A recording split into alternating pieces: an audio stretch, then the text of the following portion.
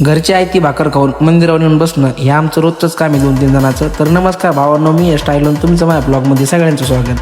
चावी घेऊन निघायचं आणि 100चं पेट्रोल उडायचं आणि संध्याकाळी घरच्याचे परत बोलणे खायचे. हे आमचं रोजचं रुटीन आहे. आता आम्ही दोघं चाललो बोंबलत.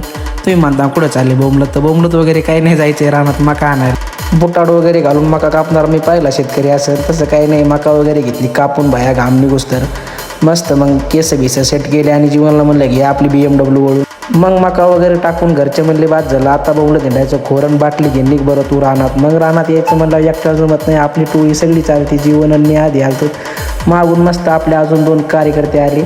आपले कार्यकर्ते काय कामाचे वगैरे काय नाही, फक्त येऊन मजा करतात. मग मस्त आम्ही घेतल्या सऱ्या बिऱ्या ओढून, आपल्या घ्यायच्या उसाच्या सऱ्या ओढून. उन्हात 2 मिनटं काम केलं की सगळे उताने पडले इकडं मस्त पालते वगैरे.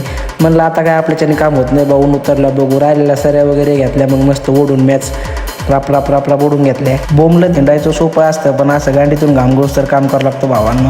मग सऱ्या बिऱ्या वड्यात झाल्या. मग नाही टाईटमध्ये आम्ही पण सगळे घरी. तर आपल्याला काय रोज ब्लॉग टाकायला जमत नव्हतं, पण आपण तर ट्राय करतोय. कसा ब्लॉग वाटला कमेंट करून नक्की सांगा.